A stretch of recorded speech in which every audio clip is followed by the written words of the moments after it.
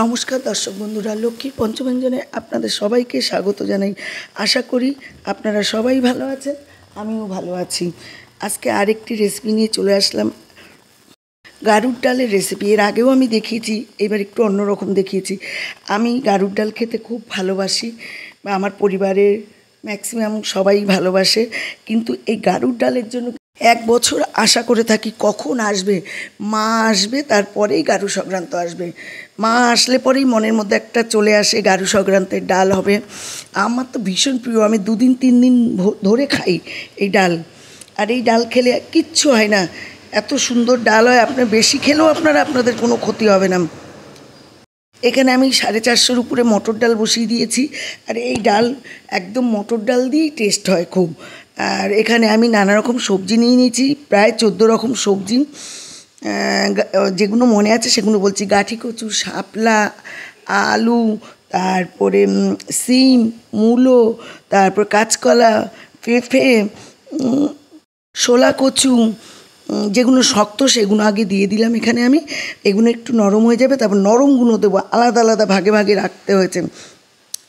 তারপরে জলপাই, তেঁতুল, চালতা, বরবটি, আরও অনেক কিছু আছে যেগুলো, ঝিঙে, বেগুন, কুমড়ো, প্রচুর সবজি আছে এখানে। প্রায় 14 রকম সবজি তো আছেই, 12 রকম গুনেছিলাম। তারপরে আবার সবজি এসছে, পটল, এই সমস্ত সব আমি যেগুলো নরম সেগুলো একটু দেওয়া আরম্ভ করেছি। এবার কুমড়োর ডাঁটা ছিল, কুমড়োর ডাঁটা আর একটু কুমড়ো শাক ছিল, সেগুলো দিয়ে দিয়েছি। জানি ন্যাচারাল মটর ডালে কুমড়ো শাক দিলে দারুণ টেস্ট হয়, একটা গন্ধও খুব সুন্দর হয়। এগুলো দেখুন আমি সব কেটে নিয়েছি, সব দিয়ে দিয়েছি। এবার ঢেকে দেবো আমি,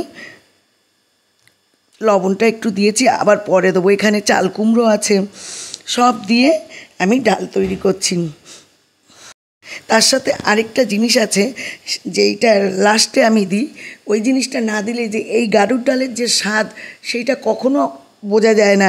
সেইটা হচ্ছে আম আদা আমার ঘরে ছিল না, বাজারে গেছে, খুঁজে পাইনি। আমার বাড়ির পিছনে, আমার ঘরের পিছনে আমার জায়গাতেই একটা গাছ আছে, কিন্তু ওখানে জল হয়ে গেছে বৃষ্টিতে।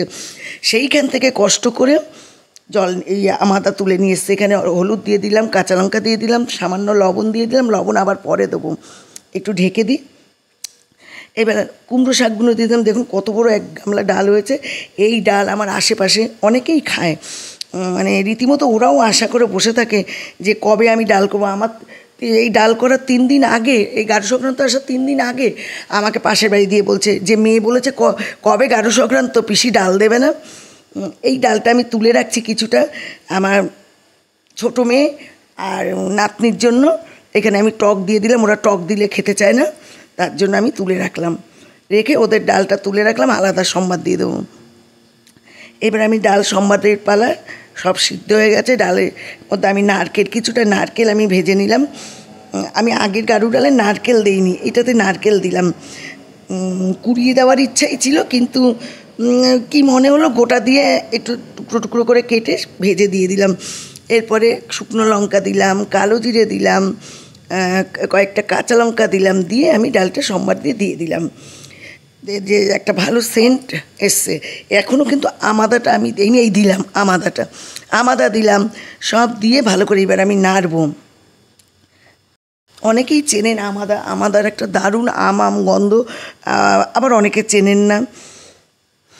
ভিডিওটা একটু বড় হয়ে গেছে, ভিডিওটা টেনে দেখবেন না, পুরো ভিডিওটা দেখবেন, আশা করি খারাপ লাগবে না। এখানে মিষ্টিও দেওয়া হয়েছে, মিষ্টি না দিলে স্বাদ হবে না। আর আমার ভিডিওটা ভালো লাগলে লাইক, কমেন্ট, শেয়ার করে দেওয়ার অনুরোধ রইল। আমার চ্যানেলে নতুন সদস্য হলে চ্যানেলটি অবশ্যই সাবস্ক্রাইব করে পাশে থাকবেন। দেখুন আমি কতগুলো বেড়েছি, সব যাবে। নমস্কার।